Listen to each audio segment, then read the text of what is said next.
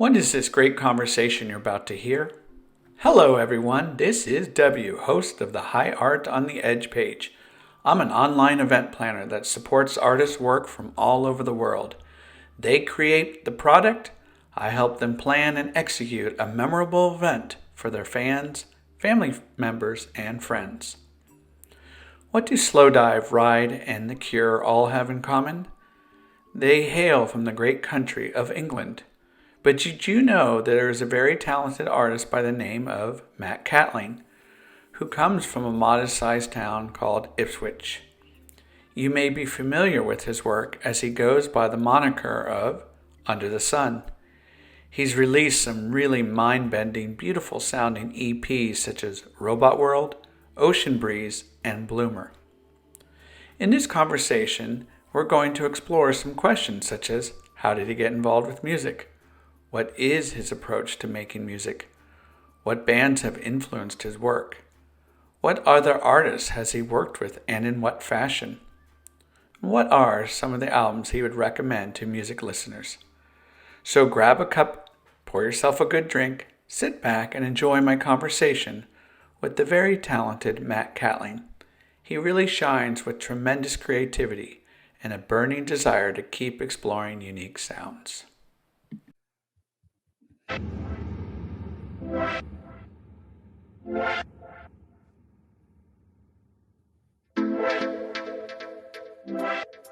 Yes. Yes, yes, yes.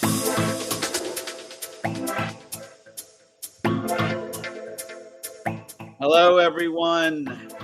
This is W, host of the High Art on the Edge page. Sunday, we are in October. Can you believe it? And we have another special event here going on here on the High Art page. Welcome. My name is W.A.K. William. Our special guest here is Matt Catling. You may know him from his work Under the Sun, noise pop, post rock, shoegaze, dream pop. Matt is extremely creative. Why is he so creative? Well, that's why we're here to find out, to talk to Matt and learn more about what makes him such a special and unique artist. Let's bring him in. Hello, Matt. Can you hear me? How you doing, man? You right? How are you doing? Pretty cool, thank you. Nice to have you here on the High Art on the Edge page. I'm tuning in actually from Santa Cruz, California. Where are you located? I'm in sunny Suffolk, which is in the town called Ipswich, which is on the East Anglia around in the UK. Tell us a little about your town. It's kind of a port town, like a docks town, like a waterfront town, if that makes any sense. Kind of almost like a little.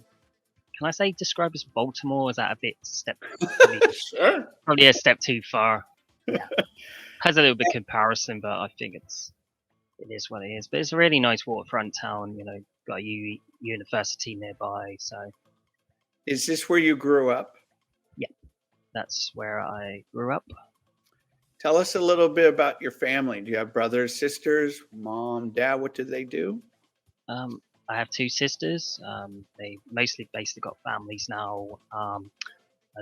Now my mom's with my stepdad, which I don't really call him a stepdad. I call him Mac. So that was pretty good. So I get along with him pretty fine. Mm-hmm. So yeah, basically I'm an uncle as well. So just for me, I'm just enjoying what I'm doing at the moment. Yeah. Give us a little bit about a background to growing up as far as music being involved. Was that something that was important to your family?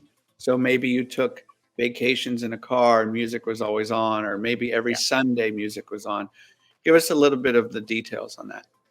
Well, when I was kind of pre-teens, I guess music was all my life. I mean, even the top 40 back then, when the whole this is probably going to go back to mid 90s, mid to late 90s. When you look at the charts around the top 40 at that time, you got all the Britpop stuff was kind of a starting point in my view. Was definitely kind of starting point between what I realized was indie at that time. But so there was a lot going on, you know. But even like I couldn't really remember when I was 9 years old, so it took me a lot more. Like when I got a little bit older and mature, I looked back at it and what I missed and picked it up from there, I guess. So I guess Britpop was kind of a little starting point. Britpop really took off in your country. Yeah, For some people, it became a burden, a bothersome, a nuisance. I actually um, loved it. I studied at the University of London Union, 1994, right when it all started to unfold. You had Pulp, you had Blur, of course, Oasis, and all that rivalry going on. wow. Did you feel that experience? Did you really kind of immerse yourself into that world? I think so. I mean, there was a lot going on. I mean, it was pretty. But my friend Andy was more into the rockier side, the Brit rock stuff, like therapy and television and all that Uh-huh. stuff. I think that's when I sort of got a little bit older. I started to listen to more stuff like Oasis and a lot of the Black Rebel stuff, and that was definitely in some starting point. But I think some of the Britpop bands did have an impact, like the Ashes or the Oh, Feeders at that yeah. time. Yes. They probably weren't really necessarily Britpop in a Oasis versus Blur thing. They were more somewhere between post Britpop to the Brit rock thing, and yeah, I guess that's where it took off for me personally. But this Where was do you remember that feeling of picking up a guitar? oh yeah, I used to play bass when I was 14. I used to feel like the strings were like because I used to always first start out being obsessed with bass guitars, but because I thought that was a 4 string make it a bit more deep. But Mhm. this was when I was 14. I played my first bass guitar, so it was pretty cool. Did you take lessons or was it kind of more self-taught? Lessons first. Yeah. Was, was lessons And first. so you played throughout that. Now, did you try to incorporate yourself with other musicians, or were you just kind of playing on your own? It's basically playing on my own, really. Did incorporate with others, but unfortunately, it just didn't really seem to pan out. So Yeah. So in that Britpop era, when did it start changing for you in that direction of if we mm, have to start using terms like shoegaze, dream pop, I psychedelic, guess. psych rock, when did that started to, yeah, when did that change for you? Oh, that's kind of a tricky question. Probably heard the term. Probably heard the term shoegaze when I was about maybe 16 to 17, maybe. But when I first picked up, I guess when I first started to pick up more stuff from rides and all that, and Spur Drive, I got. Now I think this was really exciting. And this is before I Mhm. started getting to My Bloody Valentine, and I think. But when I was 18, I just picked up the My Bloody Valentine record for the first time. This is Loveless, Yeah. and that I think an 18-year-old me, I felt because that from that time period, um, I was really listening to all sorts at that time, and whether it's power pop like Weezer to All American Rejects and all that kind of pop punk stuff. But when I got into My Bloody Valentine for the first time, I felt that really changed a lot of my music listenership, really. And not to Why? mention, it was pretty. I felt kind of social outcast at that time. I didn't really fit it in. So when I listened to that album for the first time, I felt this actually. I mean, it took me a lot of kind of a couple of tries to listen to these albums, and I thought to myself when I got used to it, I felt, yeah, this is actually fitting for me, you know. Yes. And Now, okay, go on. then I started to play. Then I started to really question my guitar playing at that time because I only played bass. But I think it's about 2021 I started to switch, and because I didn't really want to play bass no more, I wanted to play a guitar and with a whammy bar. I want to make something like that, but it does take a lot of years to make. And thank you to accessible pedals, accessories, and available accessorizers and stuff on eBay. I think I got what I needed. With the sound of My Bloody Valentine, Ride, and you mentioned it kind of being an outcast. Yeah. Do you like, maybe this is a little too much information, but I've never, for me, for most of my life, I've kind of been a social outcast, and I've been okay with that. Yeah. Were you okay with that experience while growing up? I think probably not in the beginning, but when I started to listen to those bands and I started to I actually feel like my genuine self that I'm actually really okay to be that social outcast. And don't get me wrong, I still had a few friends here and there, but I wasn't really So like hanging out. with Ride and My Bloody Valentine, stuff like that, did friends get you into that, or is that something you had picked up on your own? I think it's a bit of both. I think one of the college tutors recommended me to listen, like if I wanted to get into some real indie, it would be My Bloody Valentine Ride and all that. So recommend me to listen to My Bloody Valentine, and I did for the first time. I think it really changed the game of playing guitar for the first time, and at that point, I was starting to listen to bands like Sonic Youth as well. So I wanted, but you know, but I never knew about alternative tunings probably later on and experimental guitar tunings that Sonic Youth had done. So I guess that's where that came from. But I didn't even notice that until probably in my later life. So it's pretty fascinating. Do you remember the first song you ever recorded? Oh, recorded.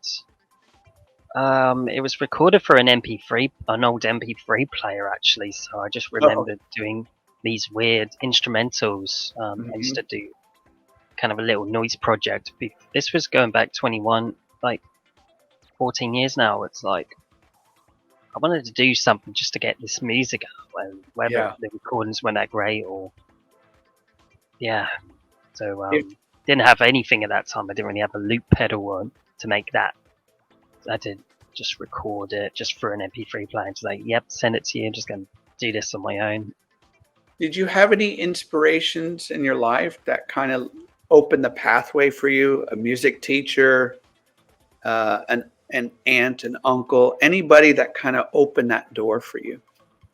I think the music teacher at my school, and art, and even I think in my college years, I always think more inspiration with art and all that. You know, I think that sort of opened up the door for what I wanted to do, like paintings and illustrations, as well as Mhm. listening to music and that during my spare time. I'm not studying and There's a phrase, I'm sure you've heard it, the apple doesn't fall too far from the tree. yeah, sounds Um, familiar. did did uh, did you kind of take on this creative endeavor experience because someone in the family is very creative and artistic, or are you kind of the lone wolf there? Oh, I guess it was a bit of both. Probably taken some inspiration for some drawings a couple of years. There was some drawings that my mum did a few like years ago with like all the animals we used to have, and I think that's where it came from there.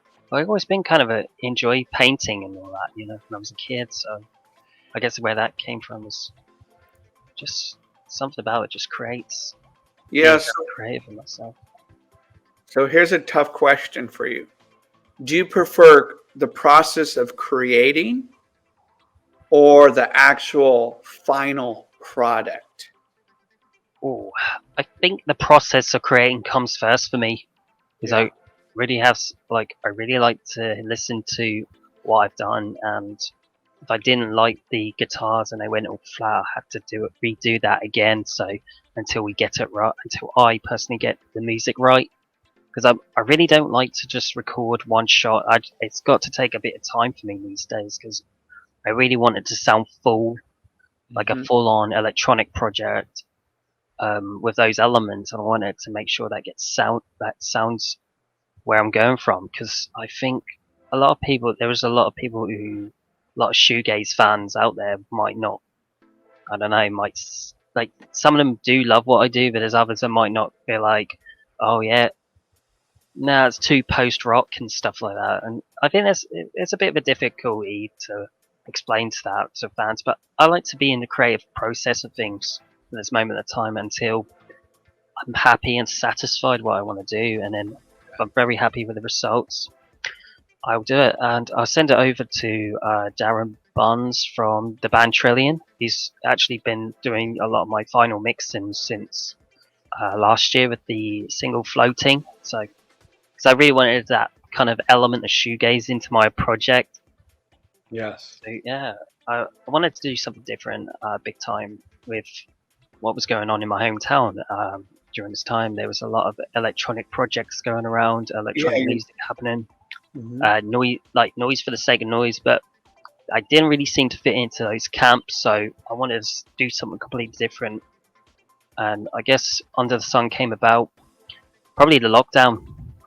I just wanted to like throw it out there and just do something completely different. So yeah, that's where I got to start, probably from Darren, because he actually gave me the final mix and he did the mastering of the single Floating and the album Dream, which came out last year through Shore Dive, and I was really chuffed with that. You know, just an instrumental post-rock project at that time. So I have to ask you, because I've always been curious and I've been waiting for this interview to ask you. Now here we are. I want you to tell us your creative process. So you have an idea, you plant the seed for a song. Tell us the architecture of your music. Ooh. Architecture for my music. Let's see. I think drum samples. I really like the drum samples. I like to make sure we are doing this in. I like to experiment in drum beats, making sure we get the right speed and all that. You know, the beat per minute, because you don't want something too fast. I think you want something a bit, which is you really. Yeah. And it's all happening from a thing called BandLab that I've downloaded through my tablet that I've recorded mostly from. And I sort of just listened to a lot of these electronic beats on there, and I wanted to like experiment with it and see what happens and see what we can do with the sounds, you know? Right. I think when I opened it up for the first time, I think let's try and experiment with this and see where it goes, you know? And then when I'm really satisfied with that, that's when I wanted to start adding guitars and bass into it to give it that full punch, or full kick of everything. So it takes a bit of time. And since last year, I actually got myself one of these groove boxes, the Electron Model Cycles. It's a really good groove box for ambient. You can make a lot of drones out of that stuff. It's I really like to. I've been adding this on some new material actually, so I've been kind of wanting to make this kind of like electronic beats, 4 minutes, 4.5 minutes of drone, like adding the drones and then the guitar sounds. But you know, during recording time, when I've recently got this back in last year through eBay, the Yamaha FX500, this actually has a good reverse reverb unit. I've been using that for quite a lot of recordings since Ocean Breeze, but that's probably another subject to talk about later. Yeah, I've been kind of experimenting with that. I wanted to give that full, like more fuller kind of guitar, whether it was post rock or shoegaze, give it a bit more, a little bit of distortion, a bit of kick into it without getting too on, just sounding like noise really. Mm-hmm. So, and then think, we've talked about the Valentines, we talked about Ride, we've talked about shoegaze, dreampop bands. Tell us some bands in the experimental noise pop post rock bands that have kind of paved the way for you a little bit, like you've been inspired by. Oh, pave the way. No, not local. Probably one local. Probably on a local scene. Just 40 minutes away from Ipswich, which is in Norwich. One person's been doing like inspiration of Boards of Canada. He goes by the name Hardwired. It's pretty cool. I actually got a Spotify playlist of music I love and respect, so I actually made a playlist of that. So you're more than welcome to check that out. Hardwired is really good if you like the Boards of Canada stuff. That's another inspiration. There's a band called Ward of Iron in my hometown. They're really good. I think they definitely paved the way for something for me. We probably did start around the same time, and we just never really knew each other until we first supported one another in my hometown. So I'd recommend that them guys. They are really good for what they do. But they're a little bit more darker and a little bit more heavier, I think. So they're really cool to check out. I possibly recommend them. There's another band I think comes to mind. What about What like came to Flying mind? Saucer Attack? Oh yeah, definitely. They paved the way.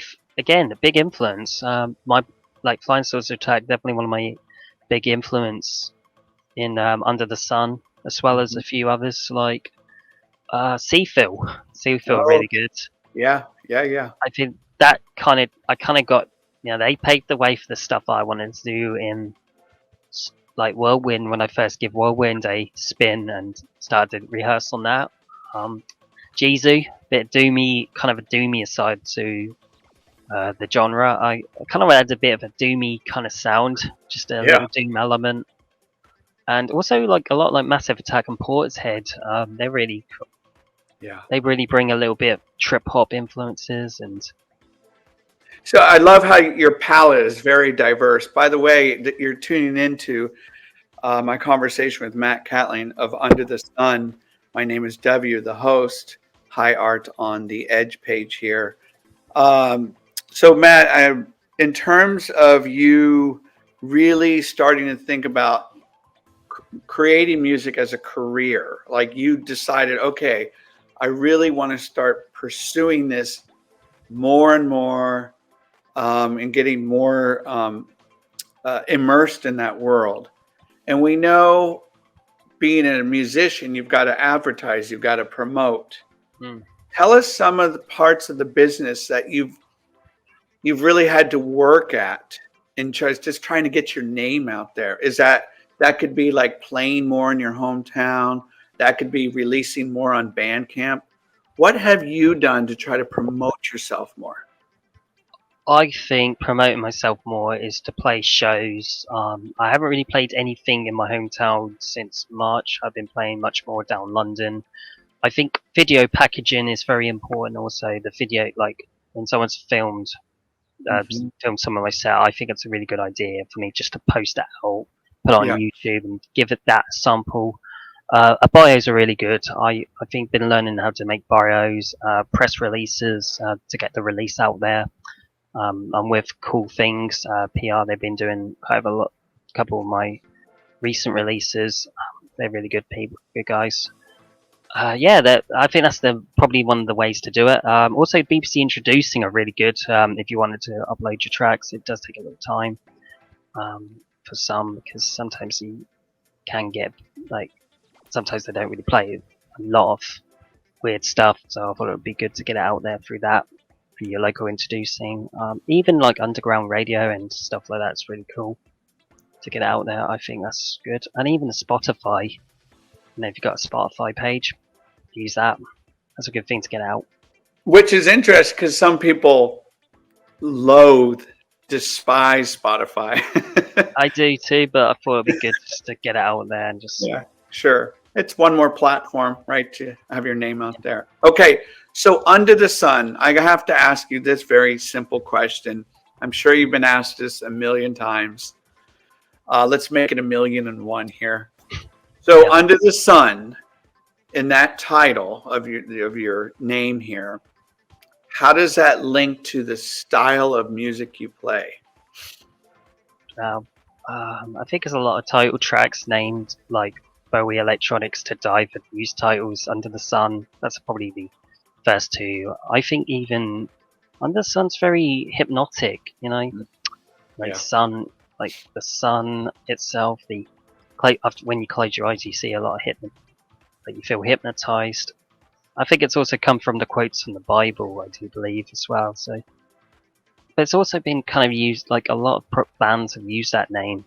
But Hmm. I could have just gone for something else. But a friend just recommended me to use that name just as a band because we were going to try and form it as a band in 2017, but unfortunately that didn't take off because on other commitments. So So I just came back to it as a lockdown project, really. So that's. If I want to know a little bit more about, we've talked about this off camera, just as I've gotten to know you. What are your feelings about performing? Do you get really nervous before you perform? And if you do get nervous, what helps you calm down? Some people have a drink before. Some people might have, something in their pocket to kind of ease their worries. What helps you deal with stage fright? Oh, I think stage fright. I sometimes do get nervous, but I tend to have a cup of tea before I go on stage. All right. Some glass of water. That's probably my relaxed sensation these days. I try not to drink alcoholic before I go on stage because I want to save the alcoholic drink after my performances as a treat. Yeah. Because sometimes I think when you get nervous, you need a cup of tea or something to ease you out. So also that's when I sometimes get nervous. I think a nice cup of tea or even just meditate for a bit, relax a bit better. How do you know when you are connecting to your audience? Like when you look out at your audience while performing, how do you know you've made that connection? Oh, how do I know?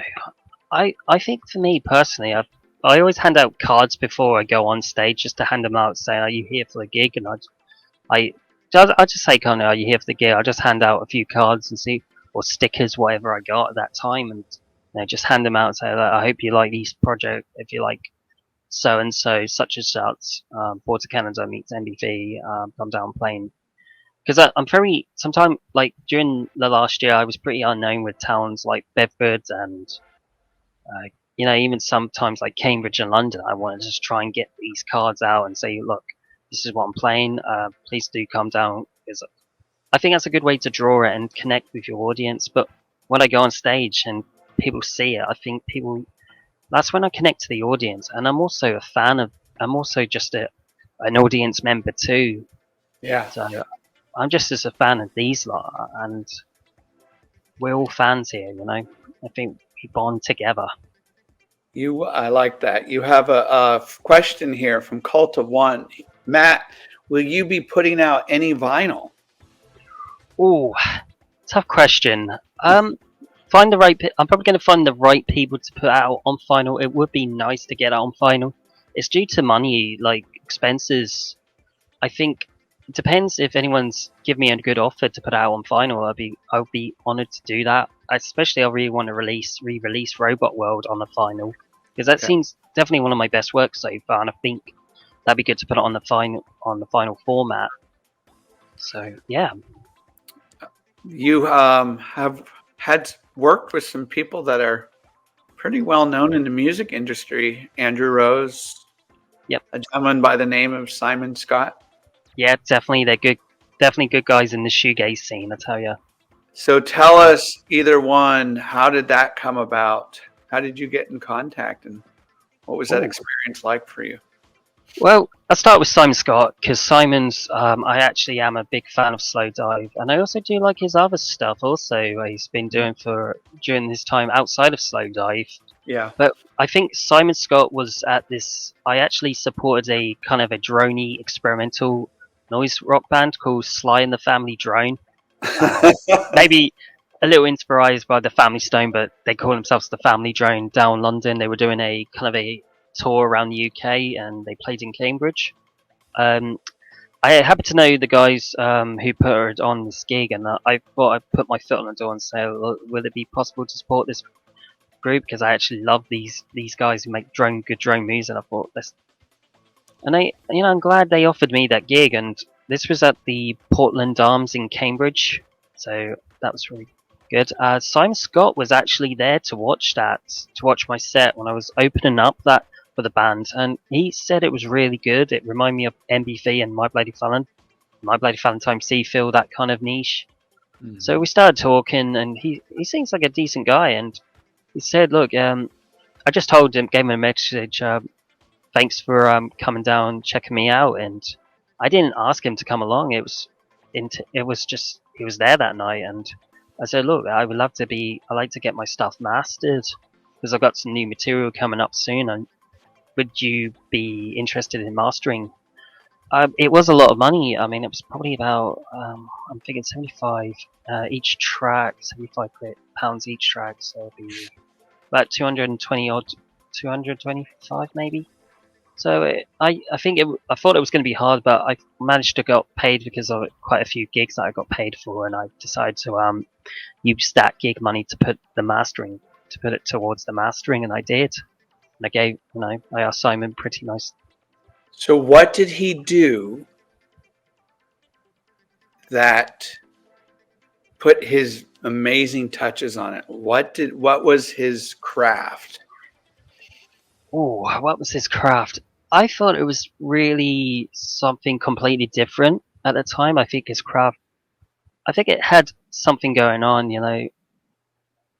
It's a very hard, tricky question. When I listened to Ocean Breeze, I think it was bringing.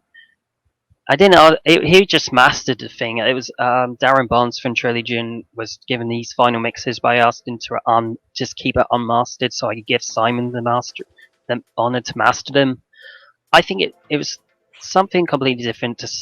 I think being from the Ipswich music scene, I don't really seem to fit into that.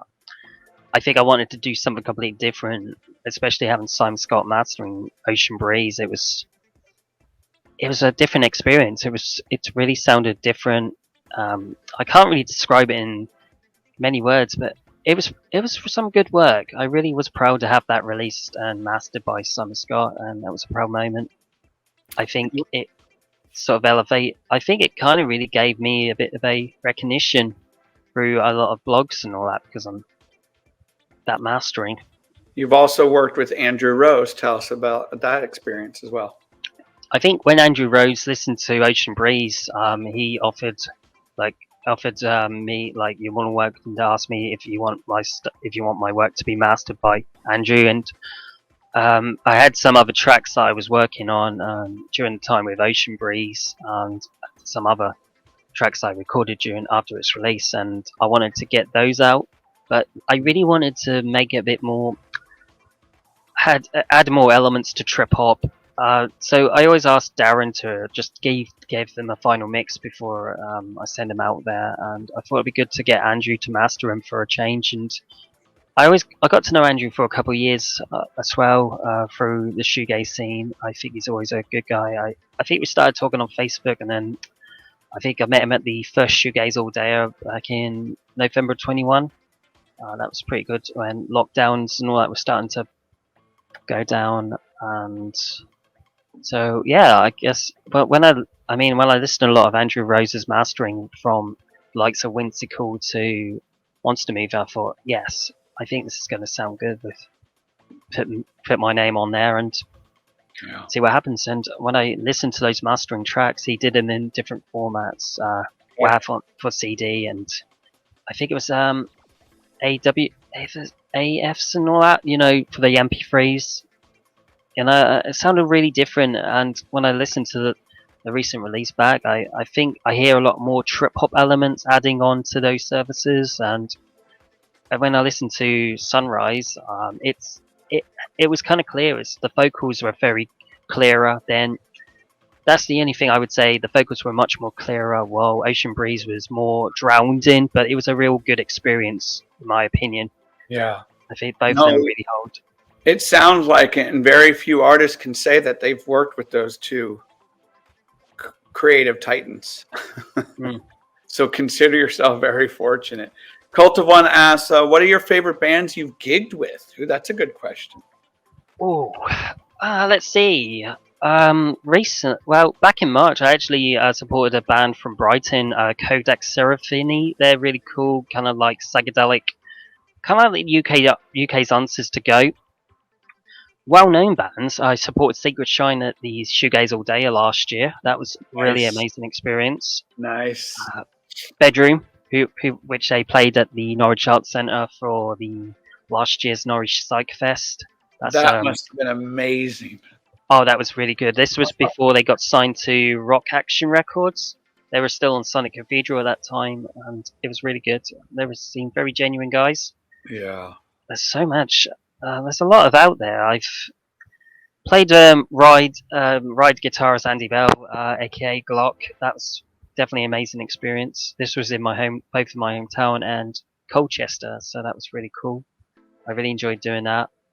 And there was an Italian band that I supported in down London at Shacklewell Arms called Alplica. They're very good at what they did.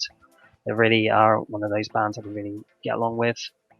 There's a lot of cool bands I did.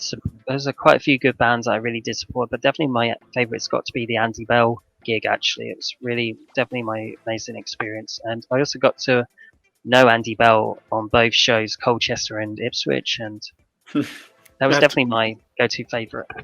good for you. So tell us what's next. What's coming down the line for Under the Sun? Well, I actually got a few shows coming up. I got one coming up in November as a kind of a electronic gig called Skatronics. It's very like more arts and experimental, but I think I'm looking forward to playing that again. I'm also playing a gig at the Finsbury pub at Finsbury Park under the Night Owl. Supporting a really good artist that I've just got into last night, Mickey C. He actually does a lot of like orchestra post-rock stuff, and this is on the 8th of December. Great. Also, I'm going to continue on with the electronic music open mic nights they're doing in the UK at the moment, and they're also doing stuff around Europe, and I do believe everywhere around the world. I thought it'd be good to place those sets at the moment just to experiment more, and hopefully I'm going to try and get my foot on the door for next year's lineups. Try and play some good, decent festivals if I can. Try and get that name on the foot, whether it's going to be hard, challenging or not. Yeah. But hopefully try and just badger some promoters and just see what happens. You know, I'm not asking for a lot. It'll be good to just get my name on the door and see what happens from there. I like your drive here. In terms of new music, do you have any new music coming down the pipe here?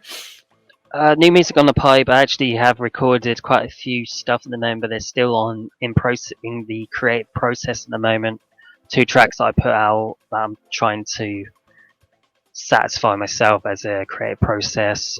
Still got a few more to record and in that creative process before sending them off for my final mixes and get the next mastering going on. I'm hopefully going to choose Andrew again, or maybe go with someone else. Hopefully, always have wanted to get some stuff mastering by Carl Skeeverton from Spotlight Kid. He does a lot of mastering on his own band, but it will be good because I think a friend of mine, Scott Causes, recommend me to master with him because he can also bring it on CD, but he also can do it on vinyl as well. That'd be good to get out.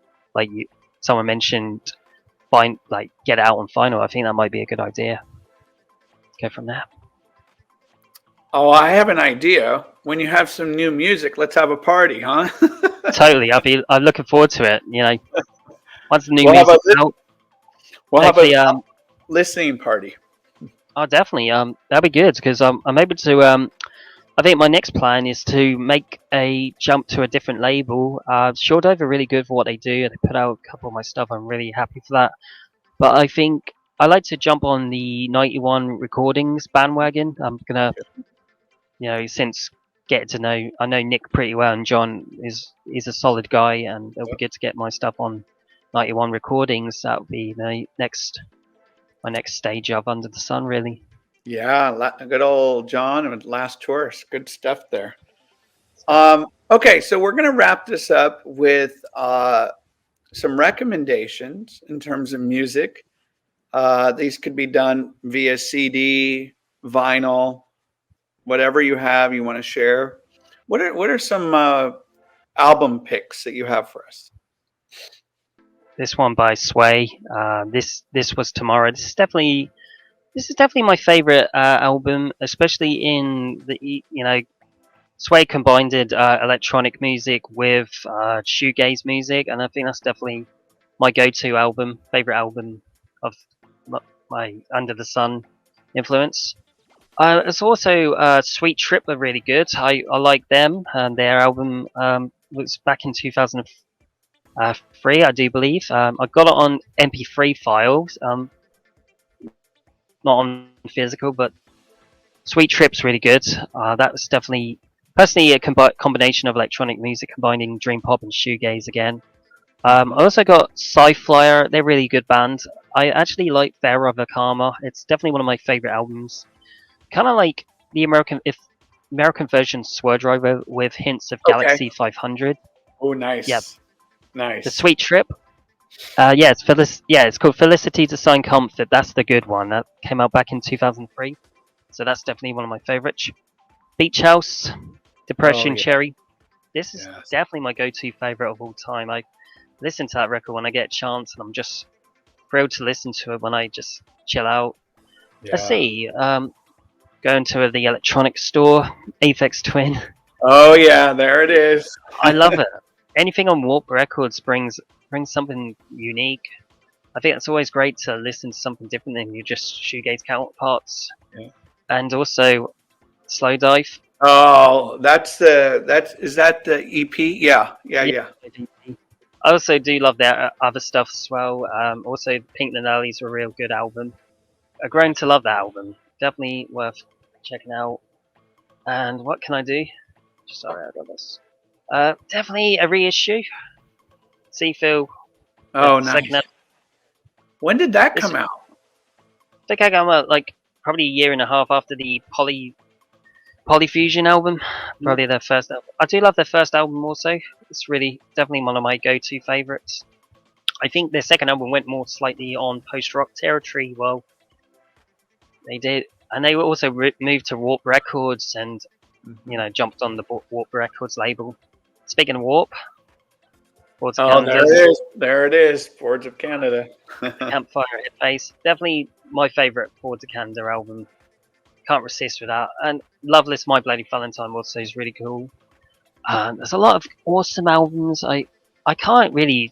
It's a lot of them really. I like stuff like Yellow Tango, Hmm. Stereo Labs. First album's really killer, man. You're speaking Uh, my language here. Even soundtracks like Lost in Translation's a really good soundtrack to have, especially with a film. A lot of Amazing. David Lynch stuff, Twin Peaks. A lot of the Twin Peaks stuff he's done. A lot of soundscape, and also Cigarettes After Sex is really good as well. They're really. Yes. I listen to a lot of that. Bit of slowcore when you feel like those moments of life. Okay, Yeah, so which one's that? Oh, is that Andy Bell? Yep. This Yes. is when he released his That doing the tour at that time. It's a good album. That album's terrific. Terrific. By the way, here's a recommendation for you. Okay, if you go to Spotify, type in Cigarettes After Sex, down at the bottom, it will say Cigarettes After Sex playlist, Cigarettes After Sex radio, or I forgot, where it has different bands that sound like cigarettes. Click on that one. It's like an hour and a half of just great music. Oh wow, definitely check that out. I'm gonna have a listen to it right now. I think you would really enjoy it. Matt Catling, Under the Sun, this has been a great pleasure speaking with you. No problem. Learning more about your creative process and all of that swirling inside your head and just getting it out there to the world. And it sounds like you just continue to move that needle forward as far as getting your music heard, listened to on stage, all that. I'm looking forward to having another conversation. Hopefully we can have a listening party for a song or a couple of your songs later down the line. Definitely. Yeah. Yep. Hopefully it'll be in. Going to be working on the. Still got 2 tracks ready to be final mix. So that's going to be good. I'm going to try and add another few to get it out there. Hopefully. Great. Try and put this out probably the next 2 months. Probably might be next year. Definitely somewhere between early next year. So I'm pushing this fast. So. Well, looking forward to it. My name is W, aka William, host of the High Art on the Edge page. Thank you so much to Matt Catling being our special guest, also known as Under the Sun. And check him out. Check out his work. You can go to Bandcamp. It's all there. You're going to get a library full of goodies. And feel free to share this video with friends who enjoy everything that we've been discussing. Thank you, Matt. No problem. My pleasure. Thank you, everyone. Ciao.